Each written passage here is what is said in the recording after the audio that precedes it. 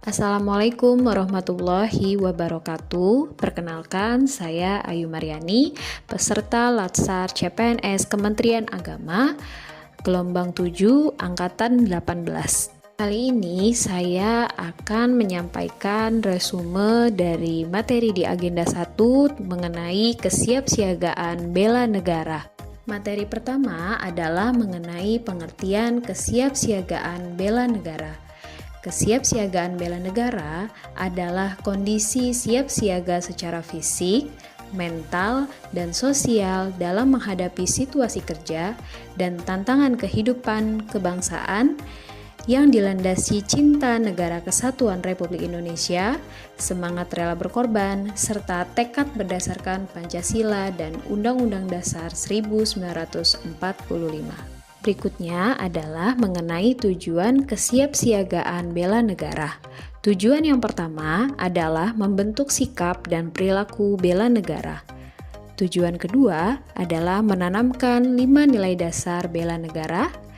Ketiga, menyiapkan jasmani dan mental yang sehat serta tangguh. Dan yang keempat adalah meningkatkan kewaspadaan terhadap berbagai ancaman. Dari tujuan yang telah disampaikan, kita sebagai warga negara perlu mengetahui apa saja yang termasuk ke dalam nilai-nilai bela negara.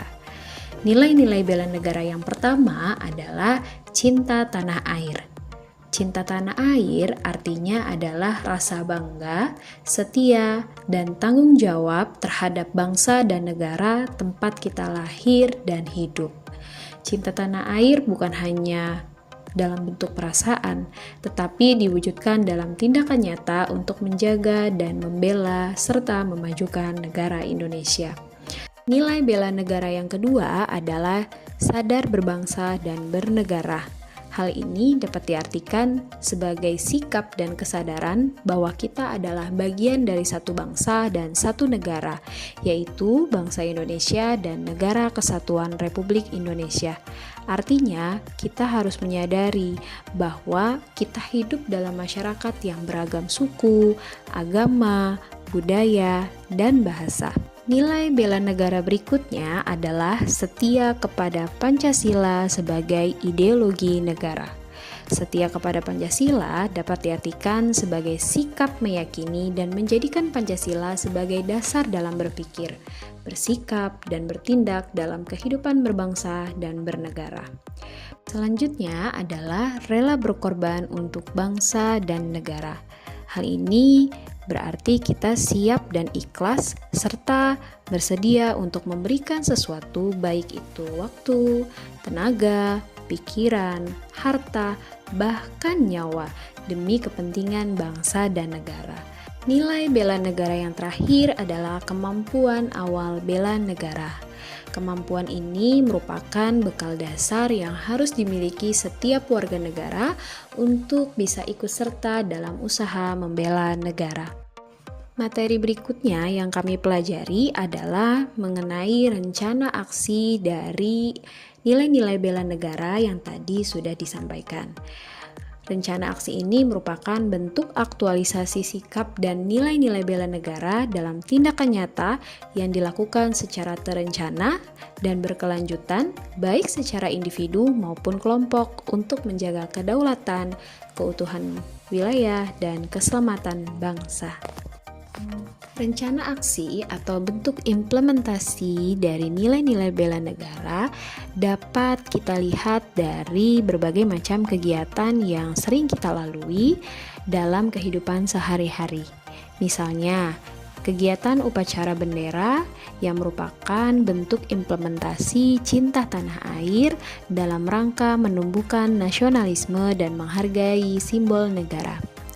Kegiatan kedua adalah kerja bakti membersihkan lingkungan ataupun kegiatan donor darah sebagai bentuk implementasi rela berkorban dan cinta tanah air. Kegiatan berikutnya adalah pelatihan kedisiplinan sebagai bentuk implementasi kesadaran berbangsa dan bernegara, di mana kegiatan ini mampu melatih tanggung jawab dan integritas pribadi. Berikutnya adalah kegiatan diskusi dan berbagi wawasan kebangsaan. Poin ini merupakan bentuk implementasi keyakinan pada Pancasila, di mana kegiatan ini mampu memperdalam pemahaman nilai-nilai dasar negara. Dan yang terakhir adalah lomba kreativitas dengan tema bela negara. Merupakan salah satu bentuk implementasi kemampuan bela negara dengan menyalurkan gagasan dan inovasi melalui karya seni maupun media. Implementasi nilai-nilai bela negara rasanya kurang lengkap kalau kita belum belajar mengenai kemampuan awal bela negara. Kemampuan awal bela negara terbagi menjadi 4 aspek. Yang pertama adalah kesehatan dan kesiapsiagaan jasmani. Yang kedua adalah kesehatan dan kesiapsiagaan mental. Yang ketiga, memiliki etika dan moral. Dan yang keempat adalah menjunjung tinggi kearifan lokal. Kesehatan dan kesiapsiagaan jasmani merupakan kemampuan awal bela negara yang wajib dimiliki oleh seluruh warga negara. Hal ini dikarenakan tubuh yang sehat adalah modal utama untuk kita bisa belajar, bekerja, dan berkontribusi terhadap negara. Selain itu, fisik yang siap akan memperkuat daya tahan bangsa dalam menghadapi ancaman. Contoh dalam menerapkan kesehatan dan kesiapsiagaan jasmani adalah 1. Olahraga yang teratur. 2. Pola makan bergizi dan seimbang. 3. Istirahat yang cukup.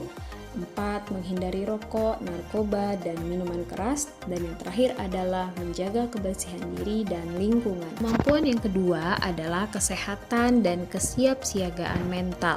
Hal ini mencakup kekuatan pikiran, emosi, dan mental seseorang agar siap menghadapi berbagai situasi dengan tenang, tangguh, dan bijaksana. Adapun cara menjaga atau menguatkan kesehatan dan kesiapsiagaan mental adalah dengan cara selalu berpikir positif dan bersyukur, membangun hubungan sosial yang baik, menghindari konten-konten negatif di sosial media yang dapat memicu kecemasan. Kemampuan berikutnya adalah memiliki etika dan moral. Etika dan moral adalah suatu aturan atau pedoman tentang baik dan buruk yang berlaku di dalam masyarakat. Etika dan moral tidak hanya tentang kehidupan bermasyarakat, namun etika dan moral diterapkan juga dalam kehidupan bernegara. Salah satunya adalah tentang keprotokolan. Keprotokolan adalah serangkaian kegiatan yang berkaitan dengan aturan dalam acara kenegaraan atau acara resmi yang meliputi tata tempat, tata upacara, dan tata penghormatan sebagai bentuk penghormatan kepada seseorang sesuai dengan jabatan atau kedudukannya, baik itu dalam negara, pemerintah, atau masyarakat. Pada materi kali ini, protokoler yang akan dibahas adalah mengenai tata tempat. Tata tempat adalah pengaturan tempat bagi pejabat negara, pejabat pemerintahan, perwakilan negara asing, atau organisasi internasional, serta tokoh masyarakat tertentu dalam acara kenegaraan atau acara resmi. Tata tempat mengandung unsur tentang siapa yang berhak didahulukan dan siapa yang berhak mendapat prioritas. Aturan dasar tata tempat kenegaraan yang pertama adalah orang dengan jabatan tertinggi menempati urutan paling depan. Seperti gambar yang dapat kalian lihat bahwa Bapak Presiden Prabowo Subianto duduk di urutan paling depan pada saat kegiatan upacara atau acara resmi. Aturan dasar tata tempat yang kedua adalah posisi kanan adalah posisi yang lebih utama dibandingkan dengan posisi kiri. Aturan ini bisa dilihat melalui gambar yang saya tampilkan. Aturan dasar tata tempat ketiga adalah posisi tengah dan depan merupakan posisi paling utama dan semakin ke pinggir posisinya semakin kurang utama.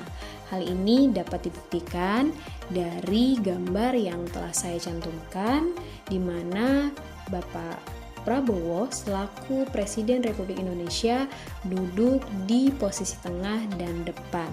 Tata yang keempat adalah apabila dalam sebuah ruangan terdiri dari beberapa blok, posisi baris kedua di tengah lebih utama dibandingkan posisi depan paling pinggir.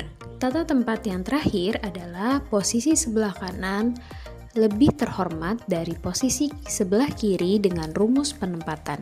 Hal ini dapat dilihat dari gambar visual yang saya tampilkan di mana Bapak Presiden selaku posisi tertinggi berada di sebelah kanan. Demikian presentasi atau resume dari materi mengenai kesiapsiagaan bela negara. Terima kasih atas perhatiannya dan mohon maaf apabila ada kesalahan. Wassalamualaikum warahmatullahi wabarakatuh.